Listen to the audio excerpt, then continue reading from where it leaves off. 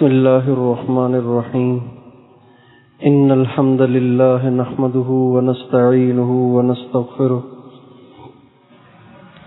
من يهده الله فلا مضل له ومن يضلل فلا هادي له وأشهد أن لا إله إلا الله وحده لا شريك له وأشهد أن سيدنا ونبينا وحبيبنا وشفيعنا وقرة أعيننا محمدا عبده ورسوله صلى الله تبارك وتعالى عليه وعلى آله وأصحابه وأزواجه وذريته وبارك وسلم تسليما كثيرا أما بعد فأعوذ بالله من الشيطان الرجيم بسم الله الرحمن الرحيم والذين آمنوا أشد حبا لله سبحان ربك رب العزة عما يصفون وسلام على المرسلين والحمد لله رب العالمين اللهم صل على سيدنا محمد وعلى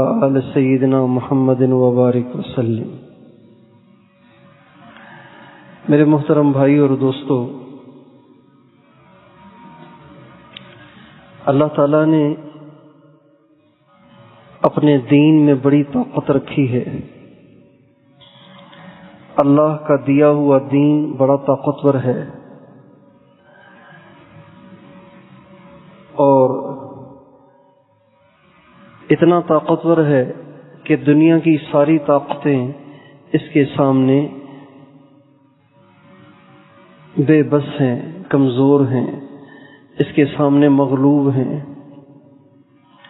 حضرات صحابہ کرام رضوان اللہ علیہم اجمعین کے زمانے میں اللہ تعالیٰ نے اسلام کی طاقت کو ظاہر کیا اور اسلام کی برکت سے اللہ تعالیٰ نے ایک ریگستان کے رہنے والوں کو روم کا بھی مالک بنایا، فارس کا بھی مالک بنایا، ساری دنیا کا بادشاہ بنایا اور ساری دنیا کے بڑے بڑے جرنیلوں کے دلوں میں اللہ تعالیٰ نے ان کا رعب بٹھا دیا، اور یہ سب اسلام کی برکت تھی۔ حضرت عمر رضی اللہ تعالی عنہ شام فلسطین جا رہے تھے تو حضرت ابو عبیدہ بن جراح رضی اللہ تعالی عنہ تو وہیں تھے، وہ ان کو لینے کے لیے، استقبال کے لیے ذرا آگے آئے تو حضرت عمر اور حضرت ابو عبیدہ بن جراح رضی اللہ عنہما ساتھ ساتھ چل رہے تھے سواری پر۔ راستے میں ایک نہر آ گئی، ایک پانی کا نالا آ گیا، جیسے یہ نالا ہے نا ساتھ پانی کا نالا۔ تو جب وہ پانی کا نالا آیا، نہر آ گئی، تو حضرت عمر رضی اللہ عنہ سواری سے اترے اور اپنی جوتی کو اپنے بغل میں پکڑ لیا، اپنا کرتا بھی اتار لیا اور پانی میں گھس گئے۔ جب پانی میں گھسنے لگے تو حضرت ابو عبیدہ بن جراح نے کہا، حضرت آپ تو مسلمانوں کے بادشاہ ہیں، یہ آپ کیسے عجیب طریقے سے پانی میں داخل ہو رہے ہیں؟ اگر کوئی دیکھے گا تو کیا سمجھے گا کہ مسلمانوں کا کیسا بادشاہ ہے؟ جب حضرت ابو عبیدہ بن جراح نے حضرت عمر کو اس بات سے روکا کہ جوتی بغل میں اور کرتا اتار کر پانی میں گھسنے سے انہوں نے منع کیا، تو حضرت عمر نے کہا، ابو عبیدہ اگر تیرے سوا کوئی اور کہتا تو میں اسے عبرت کا نشان بنا دیتا،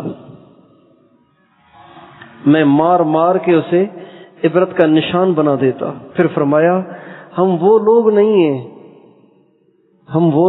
ہیں جن کو عزت ہماری کارکردگیوں کی وجہ سے ملی ہے، ہم وہ لوگ ہیں جن کو اللہ نے اسلام کی وجہ سے عزت دی ہے۔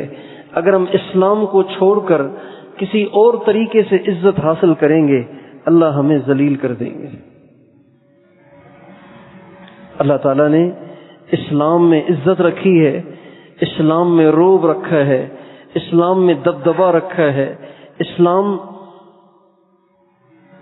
کے ساتھ اللہ کی نصرت ہے، اللہ کی مدد ہے، لیکن آج ہم دیکھتے ہیں کہ ساری دنیا میں سب سے زیادہ جس قوم کی پٹائی ہو رہی ہے وہ بھی مسلمان ہیں، سب سے زیادہ جو قوم مغلوب ہے وہ بھی مسلمان ہے، سب سے زیادہ جس قوم کو ذلت کا سامنا ہے وہ بھی مسلمان ہے۔ تو یہ کیا ماجرا ہے کہ صحابہ کو اسلام کی وجہ سے عزت ملی اور آج کا مسلمان سب سے زیادہ حقیر اور سب سے زیادہ بے قیمت ہو رہا ہے؟ اس کی کیا وجہ ہے؟ اس کی کیا وجہ ہے؟ کیا اسلام بدل گیا ہے؟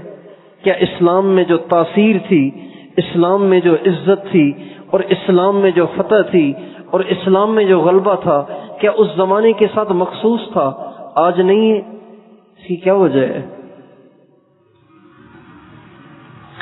ایک آدمی نے ایک دوائی کھائی، اس سے اس کا مرض ٹھیک ہو گیا،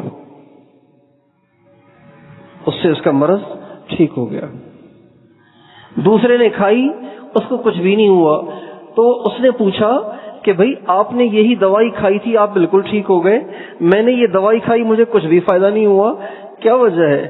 تو اس نے کہا آپ نے اس دوائی کے اوپر تاریخ دیکھی تھی؟ کہیں ایکسپائر تو نہیں تھی؟ وہ ایکسپائر دوائی سے تو فائدہ نہیں ہوتا، الٹا ریئیکشن ہو جاتا ہے۔ تو اسلام وہ دوائی نہیں ہے جو ایکسپائر ہو گئی ہے، اسلام ایکسپائر نہیں ہوگا، اسلام قیامت تک کے لیے ہے۔ اسلام میں وہ قوت اور وہ عظمت اور وہ عزت اور وہ غلبہ جیسے صحابہ کے زمانے میں تھا، قیامت تک رہے گا۔ مگر آج امت مسلمہ کیوں اس عزت سے محروم ہے اور کیوں ہر طرف پٹ رہی ہے، ذلیل ہو رہی ہے؟ میرے دوستو، اس میں اسلام کا قصور نہیں ہے، ہم مسلمانوں کا قصور ہے۔ ہمارا قصور کیا ہے؟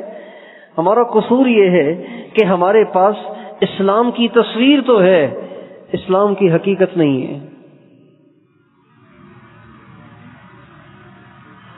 وہ ہمارے بزرگ مثال دیتے ہیں کہ جو شیر کی حقیقت ہے اس کے سامنے تو ہاتھی بھی نہیں ٹھہر سکتا۔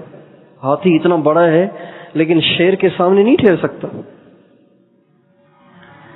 حقیقت والے شیر کے سامنے ہاتھی بھی نہیں ٹھہر سکتا، لیکن اگر شیر کی حقیقت نہ ہو بلکہ شیر کی تصویر ہو تو اس سے تو چوہا بھی نہیں ڈرے گا، تصویر سے چوہا بھی نہیں ڈرے گا، حقیقت سے ہاتھی بھی ڈرے گا۔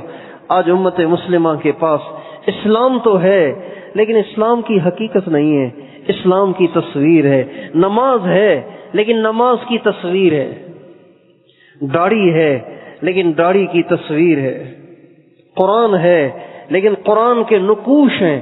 ہمارے نبی کا ارشاد ہے، سیاتی علی الناس زمان لا یبقى من الاسلام الا اسمہ ولا یبقى من القرآن الا رسمہ۔ میری امت پہ ایک زمانہ آئے گا کہ اسلام کا صرف نام رہ جائے گا اور قرآن کے صرف نقوش باقی رہ جائیں گے، حقیقت سے لوگ محروم ہو جائیں گے۔ ایک نماز صحابہ پڑھتے تھے، ایک نماز ہم پڑھتے ہیں۔ ایک تکبیر صحابہ کہتے تھے، ایک تکبیر ہم کہتے ہیں۔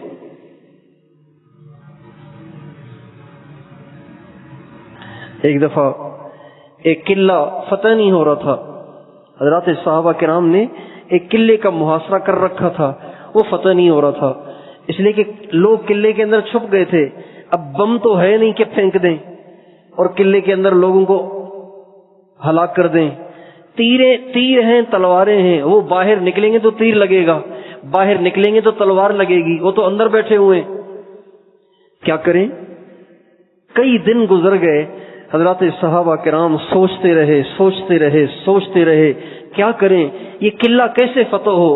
چنانچہ ایک دن حضرت شرحبیل بن حسنہ رضی اللہ تعالی عنہ کو جوش آیا اور وہ کھڑے ہوئے اور اس قلعے کے سامنے کھڑے ہو کے کہنے لگے، لا الہ الا اللہ، اللہ اکبر۔ جو ہی کہا تو قلعہ دھڑام سے زمین پہ گر گیا۔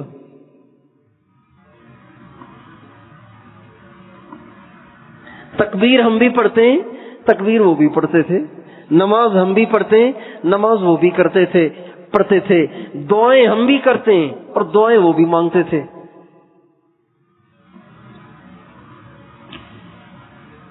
ہم بھی دعا مانگتے ہیں، وہ بھی دعا مانگتے تھے۔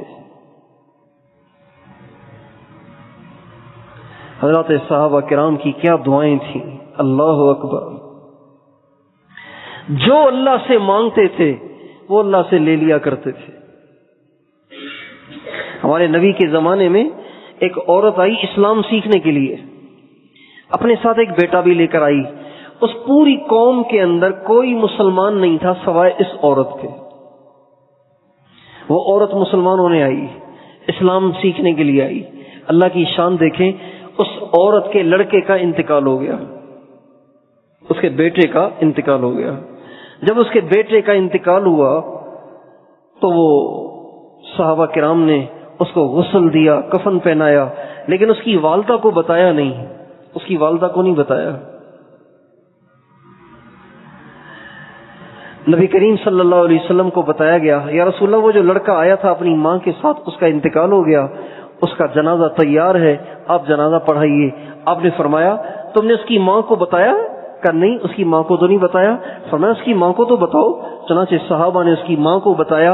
اس کی ماں آئی اور اس کی لاش کے نیچے بیٹھ گئی اور رونے لگی اور چیخنے چلانے لگی اور اللہ پاک سے کہنے لگی، نہیں چیخی چلائی نہیں، رونے لگی، اللہ پاک سے کہنے لگی، اے اللہ میں اسلام سیکھنے آئی تھی، اپنے بیٹے کو لے کر آئی تھی، تو نے میرا بیٹا ہی مار دیا۔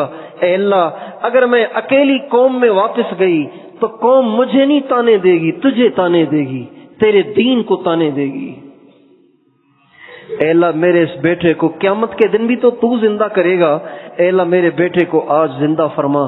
صحابہ کہتے ہیں جب وہ عورت روئی اللہ کے سامنے، اس کے رونے پہ اللہ نے اس کے مرے ہوئے بیٹے کو زندہ کر دیا۔ علامہ اقبال کہتے ہیں ہم تو مائل بکرم ہیں، کوئی سائل ہی نہیں، راہ دکھلائیں کسے، رہ منزل ہی نہیں۔ اللہ تعالیٰ فرماتے ہیں ہم تو دینے کے لیے تیار بیٹھے ہیں، کوئی لینے والا بھی تو آئے نا، لینے والا تو آتا ہی نہیں، لینے والا نہیں آتا،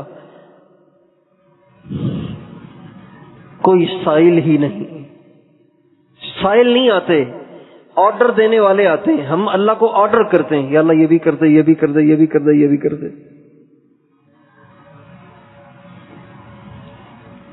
دعائیں وہ بھی مانگتے تھے، دعائیں ہم بھی مانگتے ہیں، نمازیں وہ بھی پڑھتے تھے، نمازیں ہم بھی پڑھتے ہیں، قرآن وہ بھی پڑھتے تھے، قرآن ہم بھی پڑھتے ہیں، وہ بھی قرآن پڑھتے تھے، ہم بھی قرآن پڑھتے ہیں۔ حضرت عمر رضی اللہ تعالی عنہ جب بھی قرآن پڑھتے تھے تو روتے تھے، چونکہ امیر المومنین تھے تو اس زمانے میں جو امیر ہوتا تھا وہی نماز پڑھاتا تھا، مسجد کا امام امیر ہوتا تھا۔ یہ مسجد کی جو امامت ہے یہ چھوٹا کام نہیں ہے، یہ بہت بڑا کام ہے۔ اگر آج کسی کو کہیں نا کہ بھئی آپ کیا کرتے ہیں، کہ جی مسجد کا امام ہوں، کہتے ہیں اچھا آپ مسجد کے امام ہیں، ہاں جی آپ کیا ہیں، کہ جی میں فلاں یونیورسٹی میں پروفیسر ہوں۔ کو اچھا ماشاءاللہ بڑی بات ہے، پروفیسر ہونے کو بڑا کام سمجھتے ہیں اور مسجد کی امامت کو حقیر کام سمجھتے ہیں، چھوٹا کام سمجھتے ہیں۔ حالانکہ ہمارے نبی مسجد کے امام تھے، ابو بکر صدیق مسجد کے امام تھے، حضرت عمر مسجد کے امام تھے، حضرت عثمان مسجد کے امام تھے، حضرت علی مسجد کے امام تھے، امام حسن مسجد کے امام تھے، امام حسین مسجد کے امام تھے۔ یہ مسجد کے ائمہ ہیں، یہ سارے مساجد کے ائمہ ہیں۔ نماز پڑھانا چھوٹا کام نہیں ہے، نماز پڑھانا سب سے بڑا کام ہے۔ حضرت عمر نماز پڑھاتے تھے، فجر کی نماز میں لمبی تلاوت کرتے تھے، لمبی تلاوت کرتے تھے اور قرآن پڑھتے پڑھتے اتنا روتے تھے، اتنا روتے تھے کہ بعض دفعہ روتے روتے بے ہوش ہو کے گر جاتے تھے۔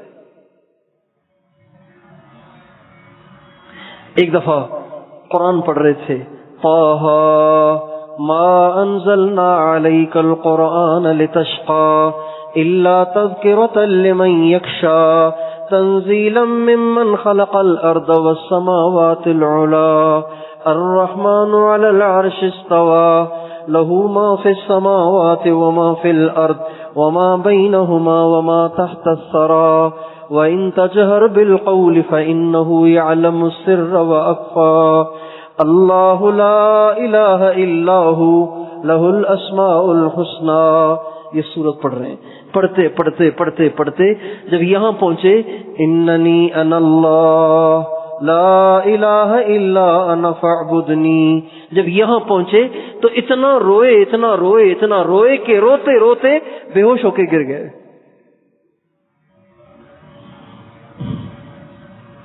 قرآن ہم بھی پڑھتے ہیں، قرآن وہ بھی پڑھتے تھے، لیکن ہمارے پاس تصویر ہے، ان کے پاس حقیقت تھی. تصویر پہ مدد نہیں آتی، تصویر پہ غلبہ نہیں ملتا، تصویر بے حقیقت چیز پہ تو کچھ بھی نہیں ملتا، بے حقیقت چیز پہ تو کچھ بھی نہیں ملتا. بلب ہے لیکن جلتا نہیں، بتاؤ کس کام کا ہے؟ بلب ہے لیکن جلتا نہیں ہے، کس کام کا؟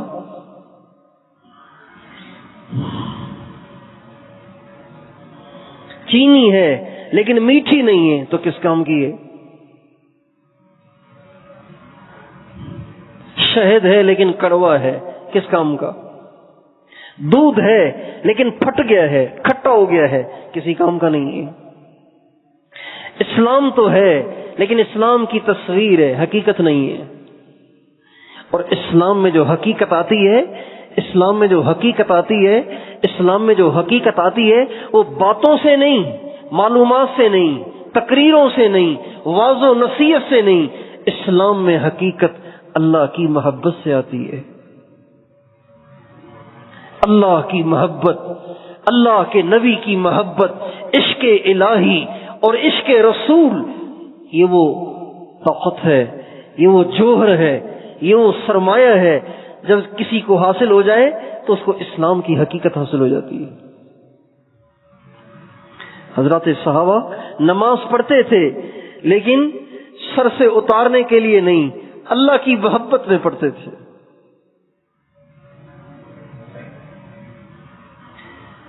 صحابہ داڑیاں رکھتے تھے لیکن رسمن نہیں، حضور کی محبت میں رکھتے تھے.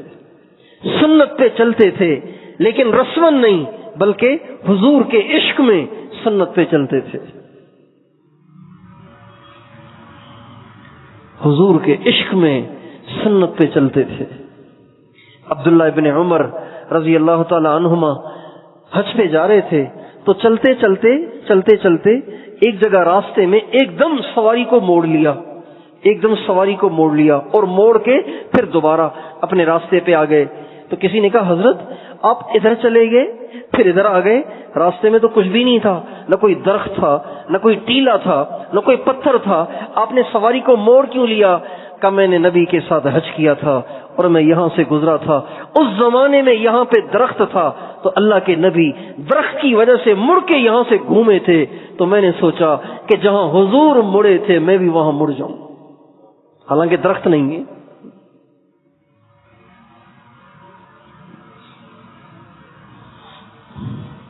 اللہ سے محبت یہ اسلام کی حقیقت ہے. آج ہم اللہ کی محبت سے محروم ہیں، اللہ کی محبت سے دل خالی ہیں، دل پیسے کی محبت سے بھرا ہوا ہے، مال کی محبت سے بھرا ہوا ہے، چیزوں کی محبت سے بھرا ہوا ہے. ہر ایک کو اس بات کا شوق ہے میرے پاس بھی پیسہ ہونا چاہیے. غریب آ جائے تو اس کو نہ دیندار پوچھتا ہے نہ دنیا دار پوچھتا ہے. مالدار آ جائے تو دنیا دار دیندار بھی اس کے سامنے ہاتھ باندھ کے کھڑے ہو جاتے ہیں.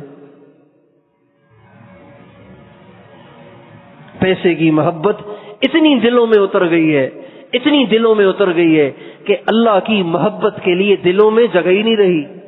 اللہ کی محبت کے لیے دل میں جگہ ہی نہیں. پہلے ہی برتن بھرا ہوا ہے تو اس میں کیا ڈالا جائے؟ آج دل اللہ کے غیر سے بھرا پڑا ہے، اللہ کے غیر سے بھرا پڑا ہے۔ میرے دوستو، اسلام اپنی طاقت دکھائے گا، اسلام اپنی قوت دکھائے گا جب مسلمان اللہ سے محبت کرے گا۔ کس سے محبت کرے گا؟ سب بتاؤ بھائی، سب بتائیں۔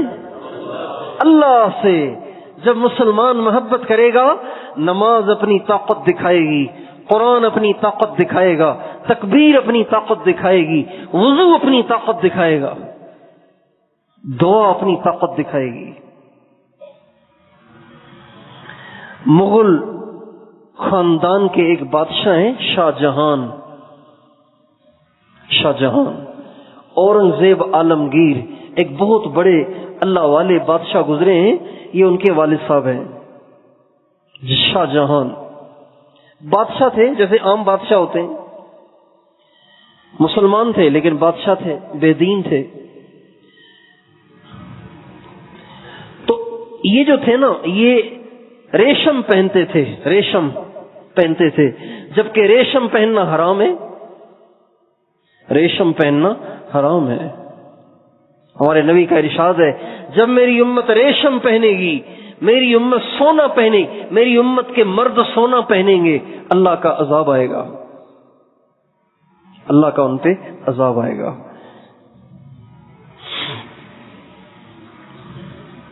تو یہ ریشم پہنتے تھے۔ تو کسی نے جمعے کے دن جامع مسجد میں حضرت ملا جیون رحمت اللہ علیہ، ایک بہت بڑے بزرگ گزرے ہیں، انہوں نے ایک کتاب لکھی ہے نور الانوار، ہمارے مدرسوں میں پڑھائی جاتی ہے، نور الانوار اصول فقہ میں، وہ انہوں نے کتاب لکھی، بڑے عالم بھی تھے، اللہ والے بھی تھے۔ تو ان سے کسی نے مسجد میں پوچھا کہ حضرت مرد کے لیے ریشم پہننا جائز ہے؟ تو فرمایا حرام ہے۔ کہا جی اگر بادشاہ پہنے؟ تو فرمایا بادشاہ کے لیے بھی حرام ہے، بادشاہ کے لیے بھی تو وہی حکم ہے جو سب کے لیے ہے۔ جب یہ کہا تو کسی نے بادشاہ سے جا کے کہا کہ حضرت آپ کو پتہ ہے ملا جیون نے آپ کے خلاف مسجد میں فتویٰ دیا ہے، آپ کی عزت پہ ہاتھ ڈالا ہے۔ شاہ جہان کو غصہ آ گیا اور اس نے 2 سپاہی بھیجے کہ جاؤ جا کے ملا جیون کو گرفتار کر کے لے آؤ۔ اب سپاہی چلے ملا جیون کو گرفتار کرنے کے لیے، لیکن شاہ جہان کا جو بیٹا تھا نا اورنگزیب عالمگیر، وہ پڑھتا تھا ان کے پاس، وہ ان کا شاگرد تھا۔ اس نے جو دیکھا نا کہ میرے والد نے میرے استاد کی گرفتاری کے لیے سپاہی بھیجے ہیں، تو وہ بھاگ بھاگ کے جلدی گیا سپاہیوں سے پہلے اور جا کے کہا استاد جی میرے ابا نے آپ کی گرفتاری کے لیے سپاہی بھیجے ہیں، آپ آگے پیچھے ہو جائیں، چھپ جائیں، آپ روپوش ہو جائیں۔ تو استاد صاحب فرمانے لگے اچھا تیرا باپ مجھے گرفتار کرے گا، لاؤ میرا لوٹا اور مسلح، لاؤ میرا لوٹا اور میرا مسلح، لاؤ میری کلاشن کوف،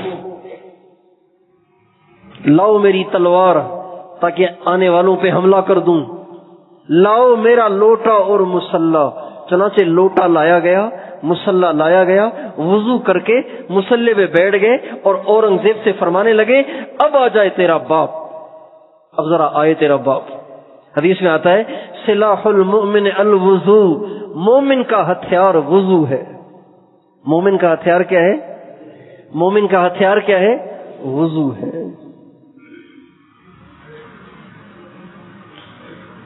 ہمارے نبی کا ارشاد ہے جو آدمی باوضو رہتا ہے اللہ اس کی روزی میں برکت دیتا ہے، جو باوضو رہتا ہے ایک فرشتہ اس کی حفاظت کے لیے اللہ مقرر کر دیتا ہے، اور جو باوضو رات کو سوتا ہے ایک فرشتہ ساری رات اس کا پہرا دیتا ہے، ساری رات اس کا پہرا دیتا ہے، اور باوضو جو سوئے گا رات کو جس وقت اس کی آنکھ کھلے گی جو دعا کرے گا قبول ہو جائے گی۔ جو باوضو سوئے گا رات کو جب کبھی اس کی آنکھ کھلی اور اس نے دعا مانگی اس کی دعا قبول۔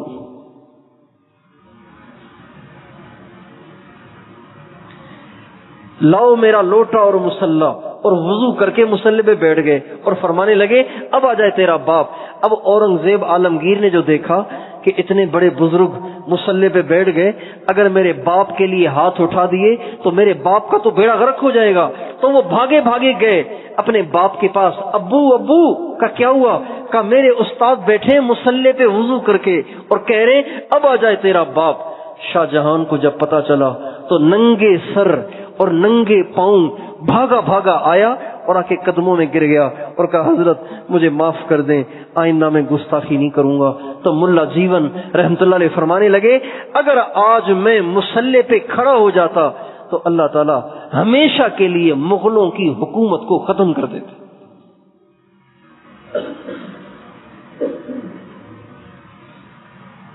نماز میں بڑی طاقت ہے، ذکر میں طاقت ہے، تلاوت میں طاقت ہے، درود میں طاقت ہے، اعمال میں طاقت ہے، لیکن یہ اعمال کی طاقت اللہ تب ظاہر کرے گا جب مسلمان حقیقت کے ساتھ کرے گا۔ اور حقیقت کا کیا مطلب ہے؟ کہ دین پہ اللہ پاک کی محبت کے ساتھ چلا جائے۔ میرے بھائیوں، آج ہمارا اسلام رسمی بن گیا ہے، رسمی بن گیا۔ یہ ہمارے بچے مدرسے میں پڑھتے ہیں، بس ان کی والدہ نے بھیج دیا، ان کے والد نے بھیج دیا، تبلیغ میں چلا لگایا، تھوڑا سا جذبہ بن گیا تو مدرسے میں آ گئے۔ اور کتنے ایسے ہیں جو دیکھا دیکھی نماز پڑھتے ہیں، بس ابا نے عادت ڈال دی نماز پڑھنے کی، امی نے عادت ڈال دی نماز پڑھنے کی۔ تو آج ہمارا سارا اسلام رسمی بن چکا ہے، اللہ کی محبت سے خالی ہے۔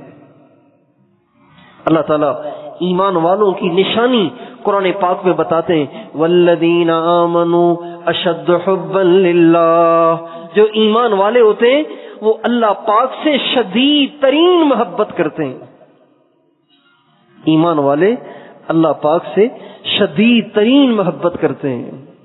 اشد، یہ اس میں تفضیل ہے، اشد حبن، اشد حبن، سب سے زیادہ شدید محبت اللہ سے کرتے ہیں۔ بیوی سے بھی کرتے ہیں، بچوں سے بھی کرتے ہیں، بھائیوں سے بھی کرتے ہیں، ماں سے بھی کرتے ہیں، باپ سے بھی کرتے ہیں، لیکن اللہ پاک سے سب سے زیادہ محبت کرتے ہیں۔ آج میں اپنے آپ سے پوچھوں کیا میں سب سے زیادہ اللہ سے محبت کرتا ہوں؟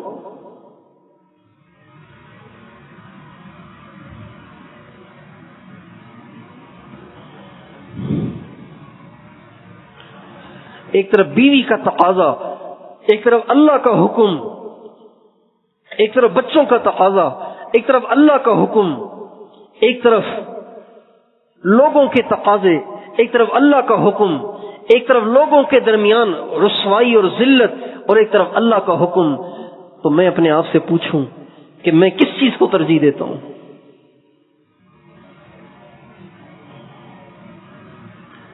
کتنے لوگ ہیں جو فجر میں نہیں اٹھتے، فجر میں ان سے اٹھا ہی نہیں جاتا۔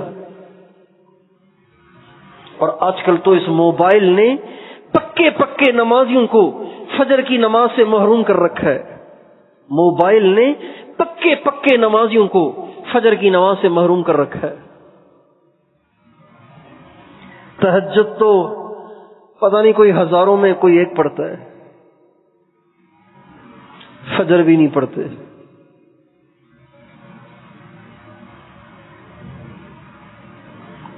مدرسے میں پڑھنے والے طلبا بھی تہجد نہیں پڑھتے، پتہ نہیں پڑھانے والے بھی پڑھتے نہیں پڑھتے، پڑھانے والے بھی نہیں پڑھتے۔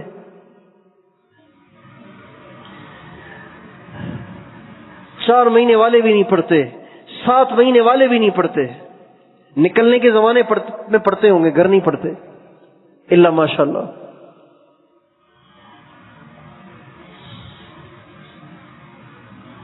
اللہ تعالیٰ صحابہ کے بارے میں فرماتے ہیں والذین یبیتون لربہم سجدا وقیاما۔ اللہ اکبر۔ اللہ تعالیٰ فرماتے ہیں یہ وہ لوگ ہیں جو ساری رات سجدے میں گزار دیتے ہیں، قیام میں گزار دیتے ہیں۔ تتجافى جنوبهم عن المضاجع يدعون ربهم خوفا وطمعا ومما رزقناهم ينفقون فلا تعلم نفس ما أخفي لهم من قرة أعين جزاء بما كانوا يعملون۔ اللہ فرماتے ہیں یہ وہ لوگ ہیں جو بستروں سے دور رہتے ہیں اور اپنے رب کو پکارتے رہتے ہیں.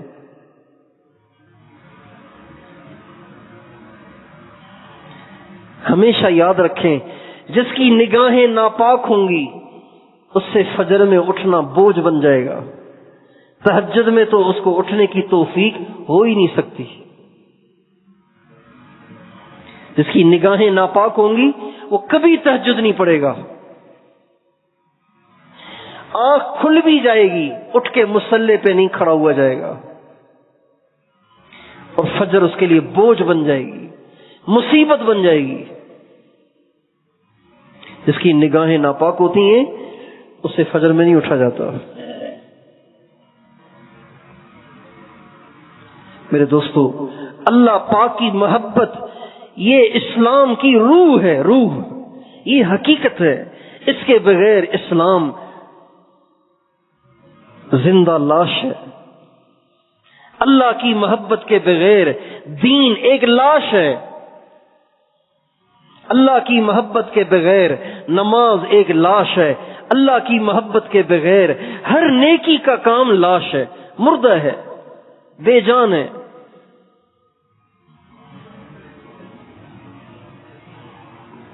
حضرت عبداللہ بن جہش رضی اللہ عنہ حضرت سعد سے غزوہ احد میں فرما رہے ہیں, اے سعد آؤ مل کر دعا کریں, تم میری دعا پہ آمین کرنا, میں تمہاری دعا پہ آمین کروں گا, اس سے دعا جلدی قبول ہوتی ہے.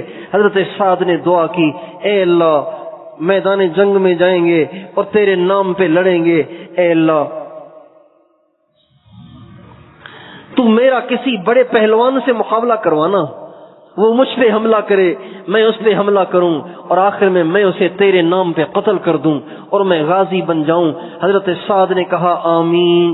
حضرت عبداللہ نے دعا کی, اے اللہ کل میں بھی میدان میں اتروں گا, تیری محبت میں لڑوں گا, اے اللہ میرا بھی کسی بڑے پہلوان سے مقابلہ ہو اور وہ مجھ پہ حملہ کرے میں اس پہ حملہ کروں, اور اے اللہ آخر میں اس کو مجھ پہ غالب کر دے, وہ مجھے تیرے راستے میں قتل کر دے, میری ناک بھی کاٹ دے, میری زبان بھی کاٹ دے, میرے ہونٹ بھی کاٹ دے, میرے کان بھی کاٹ دے, میرے جسم کے ٹکڑے ٹکڑے کر دے, اور کل قیامت کے دن جب میں کٹی ہوئی ناک اور کٹے ہوئے کانوں کے ساتھ تیرے سامنے پیش کیا جاؤں تو مجھ سے پوچھے عبداللہ یہ کیوں ہوا تیرے ساتھ, تو میں یہ کہہ سکوں یا اللہ تیری محبت میں ہوا, تیری محبت میں ہوا.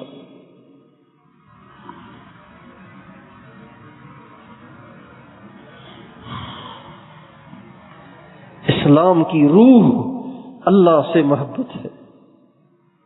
آج محبت نہیں ہے, تصویر ہے, رسم ہے, بس نماز پڑھنے کی عادت پڑی ہوئی ہے اس لیے آ رہے ہیں. نہ پڑھنے سے بہتر ہے, نہ پڑھنے سے بہتر ہے. اس کا مطلب یہ نہیں کہ اسے چھوڑ دینا ہے, فرض تو اتر ہی جائے گا, لیکن نماز پر جو وعدے ہیں نا, وعدے وہ پورے نہیں ہوں گے. نماز پر جو غیبی مددوں کے اترنے کے وعدے ہیں وہ اس نماز پہ نہیں ہوں گے. اس کے لیے دوسری نماز ہے, وہ نماز ہے جس کے سجدے اللہ کی محبت میں ہوں, جس کے رکوع اللہ کی محبت میں ہوں. جب تکبیر کہے تو ساری دنیا سے کٹ کے اللہ سے جڑ جائے. دیکھیں ہم جو کہتے ہیں نا تکبیر تحریمہ, تحریمہ کیوں کہتے ہیں کہ اللہ اکبر کہا اب سب حرام, سب چیزیں حرام ہو گئی. جب ہم نماز پڑھتے ہیں نا تو نماز کے بعد نماز ختم کیسے کرتے ہیں, سلام پھیرتے ہیں, السلام علیکم ورحمۃ اللہ, السلام علیکم ورحمۃ اللہ. سلام کیوں کرتے ہیں؟ یہ تو وہی ہیں جو شروع نماز سے میرے ساتھ ہیں, تو سارے لوگ وہی ہیں جو شروع سے میرے ساتھ ہیں. ابھی کوئی نئی ملاقات تو نہیں ہوئی کہ میں ان کو سلام کر رہا ہوں, السلام علیکم ورحمۃ اللہ, السلام علیکم ورحمۃ اللہ. بھائی سلام کیوں کر رہے ہیں؟ آپ تو یہی تھے, آپ کہیں باہر سے تو نہیں آئے. سلام اس لیے پڑھتے ہیں, سلام اس لیے کرتے ہیں, اس لیے کہ جب انسان اللہ اکبر کہتا ہے تو یہاں نہیں رہتا, وہ اللہ کے پاس چلا جاتا ہے. اللہ سے ملنے گیا ہوا ہے, اللہ پاک سے مل کے آیا ہے تو اب کہہ رہا ہے السلام علیکم. بھائی میں یہاں نہیں تھا, ابھی آیا ہوں, میں تھا ہی نہیں یہاں پہ, ابھی آیا ہوں.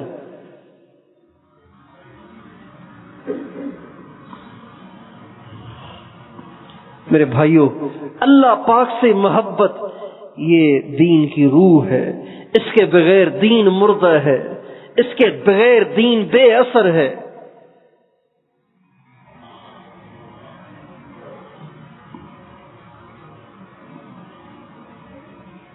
اذان سنتے ہیں نا، اذان سنتے ہیں تو کہتے ہیں یار ابھی تو نماز پڑھ کے آئے، پھر اذان شروع ہو گئی، کیا ٹائم ہو رہا ہے بھائی؟ اچھا ٹائم ہو گیا، چلو جی نماز پڑھ لے چلے۔ یعنی اذان سن کے خوشی نہیں ہوتی، بوجھ ہوتا ہے۔ حالانکہ اذان سن کے خوشی ہونی چاہیے نا۔ کیوں خوشی ہونی چاہیے؟ اللہ پاک سے ملاقات کا وقت آ گیا ہے۔ کس سے ملاقات کا وقت آ گیا ہے؟ اللہ سے ملاقات کا وقت آ گیا ہے، تو خوشی ہونی چاہیے نا۔ اللہ سے ملنے جا رہا ہوں، اللہ کے دربار میں حاضر ہونے جا رہا ہوں۔ سالم مولا حداد رحمت اللہ علیہ جب اذان ہوتی تھی، لوہار تھے، لوہا کوٹتے تھے، ہتھوڑا اٹھائے ہوتے تھے، جب اذان سنتے تھے تو ہتھوڑا رکھ کر کھڑے ہو جاتے تھے اور عاشقانہ انداز کے ساتھ اشعار پڑھتے تھے۔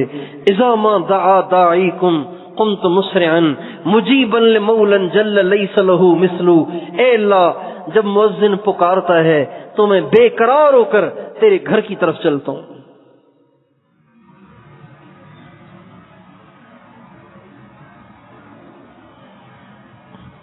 اللہ پاک سے محبت ہوگی تو نماز کا انتظار رہے گا، اذان سن کے مزہ آئے گا، خوشی ہوگی۔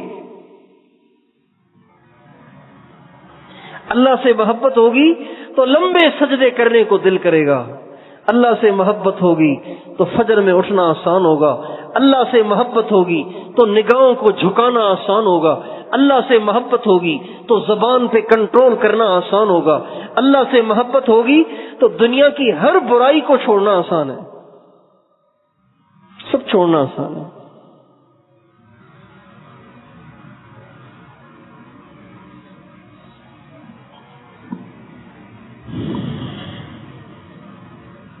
اللہ سے محبت نہیں ہے۔ کھانا کھاتے ہیں مزہ آتا ہے، چائے پیتے ہیں مزہ آتا ہے، قہوہ پیتے ہیں مزہ آتا ہے، جلیبی کھاتے ہیں مزہ آتا ہے۔ وہاں رائے میں کینٹین پہ جلیبی ملتی ہے تو پشتو والوں کی لمبی لائن ہوتی ہے، چائے پہ لمبی لائن ہوتی ہے، چائے پیتے ہیں تو مزہ آتا ہے، جلیبی کھاتے ہیں تو مزہ آتا ہے، اللہ کا نام لیتے ہیں تو مزہ نہیں آتا۔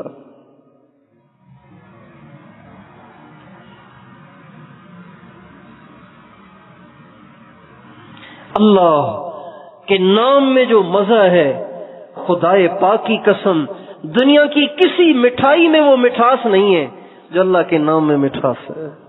سب کہو اللہ، زور سے کہو نا، اور کہو، اور کہیں، ہے نا مزہ، ہے نا پیارا نام اللہ۔ اللہ کیا ہی پیارا نام ہے، نام کیا ہے عاشقوں کی جان ہے۔ جن کی نگاہیں پاک ہیں، جن کے پیٹ حرام غذاؤں سے پاک ہیں، جن کی زبانیں حرام بولنے سے پاک ہیں، ان سے پوچھیں کہ اللہ کے نام کا کیا مزہ ہے۔ جن کی نگاہیں حرام کی عادی ہیں، جن کے پیٹ میں حرام پڑا ہوا ہے اور جن کی زبانیں حرام کی عادی ہیں، وہ نہیں سمجھ سکتے کہ اس نام میں کیا مزہ ہے۔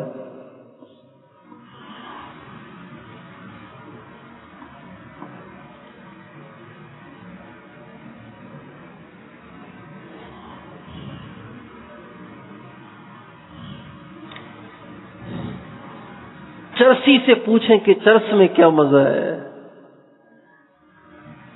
ہیرونچی سے پوچھیں کہ ہیرون میں کیا مزہ ہے، نسوار کھانے والے سے پوچھیں کہ نسوار میں کیا مزہ ہے۔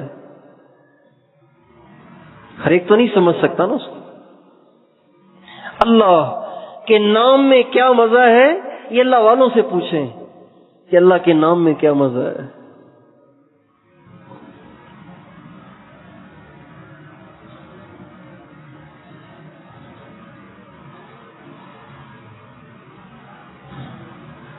دوستو اس محبت میں جو سکون ہے دنیا کی کسی چیز میں نہیں ہے، اور اس محبت کو پائے بغیر انسان کو سکون مل ہی نہیں سکتا۔ آپ کے پاس گاڑی بھی ہو، آپ کے پاس بنگلہ بھی ہو، آپ کے 10 بچے بھی ہوں، سارے کے سارے بڑی بڑی نوکریوں میں ہوں، آپ کے پاس پراپرٹیاں بھی ہوں، آپ کے پاس بڑا بزنس بھی ہو، لیکن آپ کے پاس اللہ کی محبت نہیں ہے تو آپ سکون پا ہی نہیں سکتے، آپ سکون پا ہی نہیں سکتے۔ لیکن آپ کے پاس پیٹ میں روٹی نہیں ہے، پیٹ میں روٹی نہیں ہے، آپ کے پاس پہننے کے لیے ایک پھٹا پرانا لباس ہے، آپ کے پاس رہنے کے لیے مکان نہیں ہے، لیکن آپ کے دل میں اللہ کی محبت رچی بسی ہوئی ہے۔ خدائے پاک کی قسم، جتنا سکون اس کے پاس ہوگا دنیا اس کا اندازہ ہی نہیں لگا سکتی۔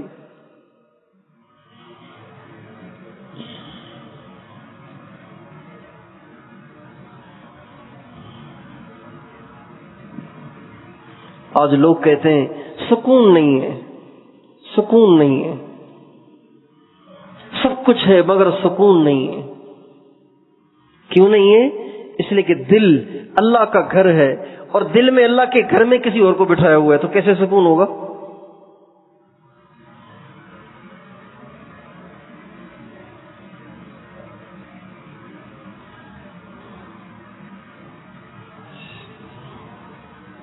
دیکھیں، ایک آدمی اللہ کو نہیں مانتا، اللہ کے نبی کو نہیں مانتا، پینٹ شرٹ پہنی ہوئی ہے، داڑھی مونچھیں صاف، آپ لا کے اس کو یہاں ممبر میں بٹھا دیں، اللہ کو بھی نہیں مانتا، اللہ کے نبی کو بھی نہیں مانتا، پینٹ شرٹ پہنی ہوئی ہے، ٹائی گلے میں ڈالی ہوئی ہے، نہ داڑھی ہے نہ مونچھ ہے، تو اس کو جب آپ ممبر میں بٹھائیں گے تو یہاں مسجد میں انتشار ہوگا یا مسجد میں سکون ہوگا؟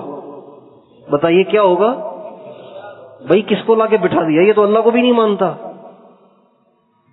تو آپ نے کس کو لا کے بٹھا دیا ہے؟ یہ جگہ کوئی اس کے بیٹھنے کی تھوڑی ہے، یہ تو علماء کے بیٹھنے کی جگہ ہے، اللہ والوں کے بیٹھنے کی جگہ ہے۔ میرے بھائیوں، دل یہ پیسے کا مسکن نہیں ہے، یہ مال کا مسکن نہیں ہے، یہ مال کے رہنے کی جگہ نہیں ہے، یہ صرف اللہ کی جگہ ہے، اس میں صرف اللہ ہونا چاہیے۔ ہمارے نبی کا ارشاد ہے، لو کنت متخذا خلیلا لاتخذت ابا بکر خلیلا، اگر میں اپنے دل میں کسی کو جگہ دیتا تو ابو بکر کو دیتا، لیکن میرے دل میں پہلے سے اللہ موجود ہے، لہذا اللہ کے غیر کی گنجائش نہیں ہے۔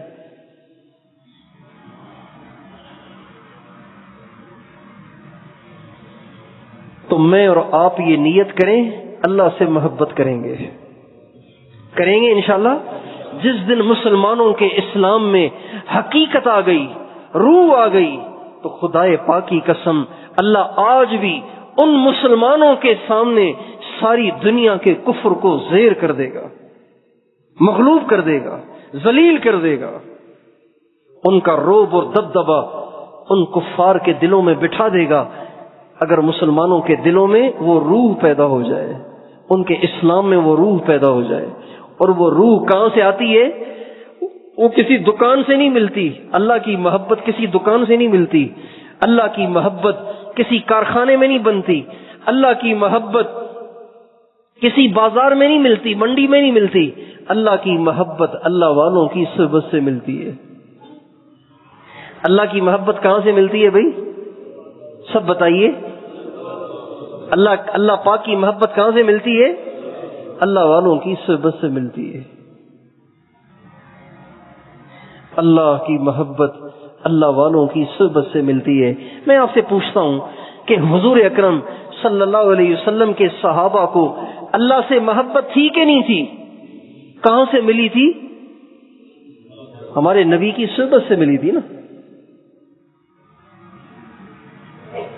نبی پاک علیہ الصلوۃ والسلام کی صحبت سے ملی تھی۔ محبت والوں کی صحبت سے محبت ملتی ہے۔ چنانچہ ہمارے نبی کی دعا ہے، ہمارے نبی نے ایک دعا مانگی ہے اللہ تعالیٰ سے، اللہم انی اسألک حبک وحب من یحبک والعمل الذي يبلغني حبك، اے اللہ مجھے اپنی محبت عطا فرما، اور اے اللہ جو تجھ سے محبت کرتے ہیں ان کی بھی محبت عطا فرما۔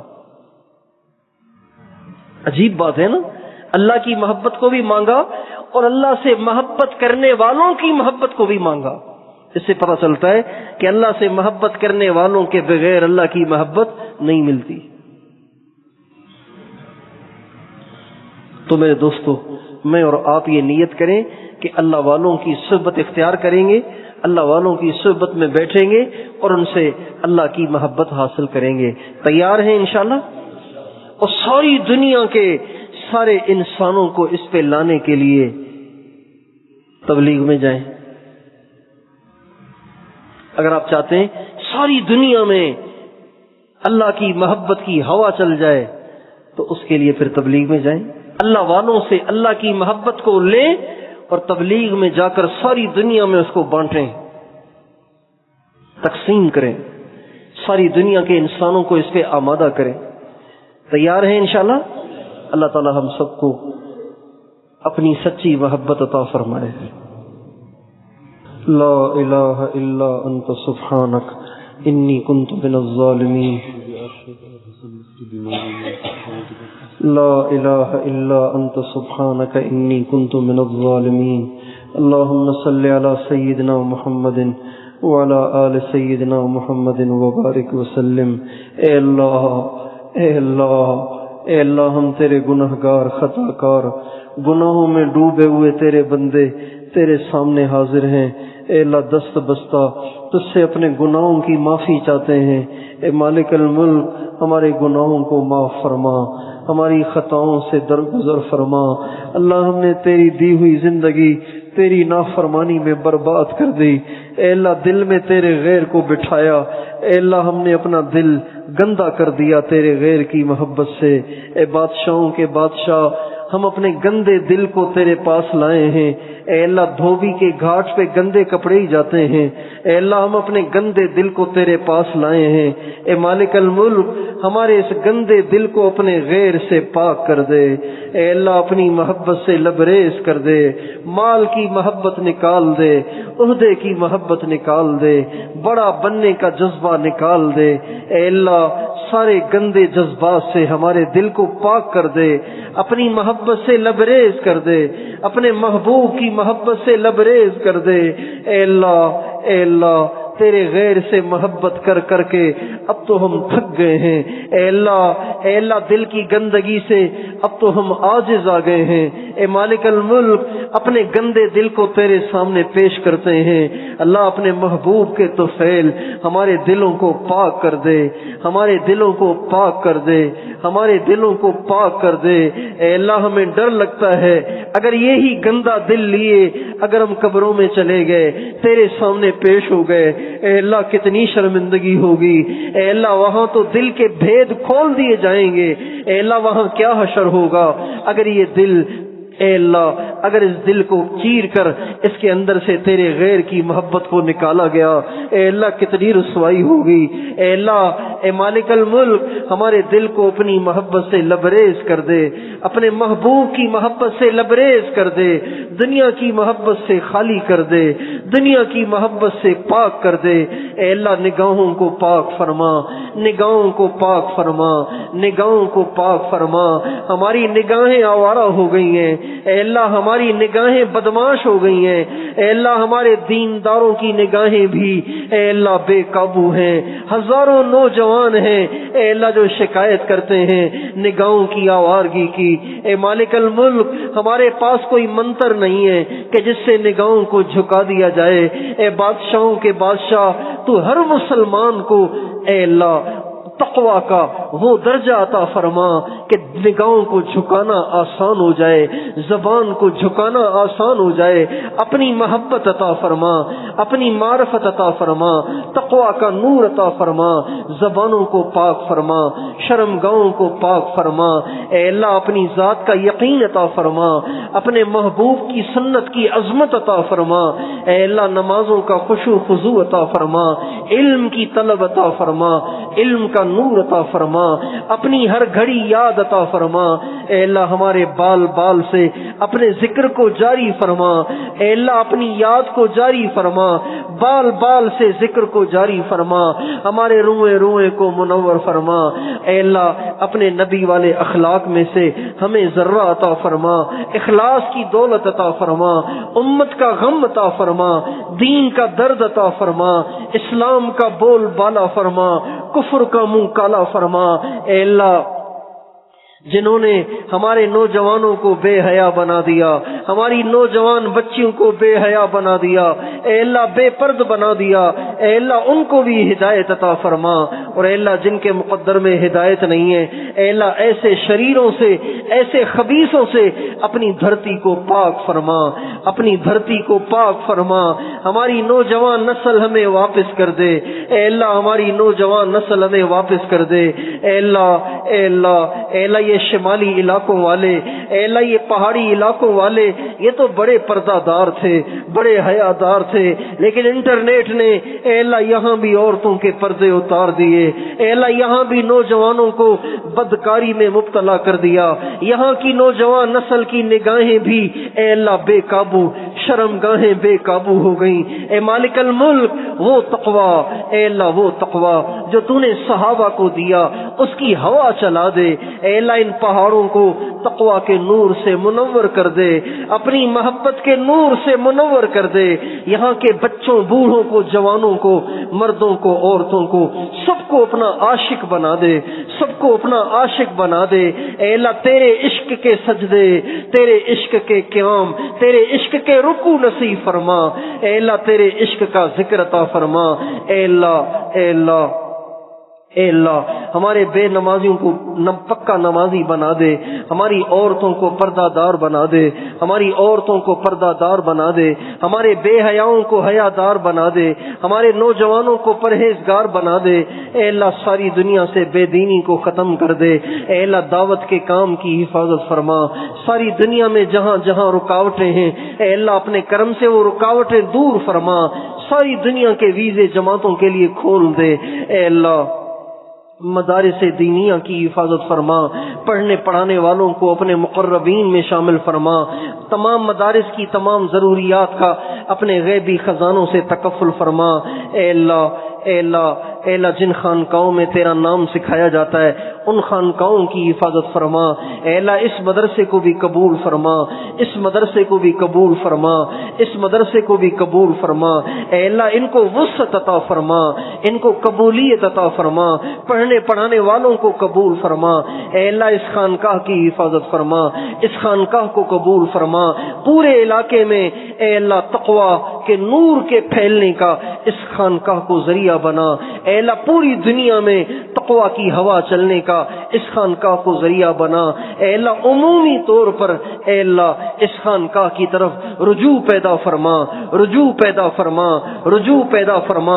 کروڑوں انسانوں کے دلوں میں تیری محبت کے اے اللہ پیدا ہو جانے کا اس خانقاہ کو ذریعہ بنا، اور اس پورے علاقے میں خانقاہوں کے جال بچھا دے، خانقاہوں کے جال بچھا دے، خانقاہوں کے جال بچھا دے۔ علماء حق کی حفاظت فرما، اقامت دین کے لیے ان کی کوششوں کو کامیاب بنا۔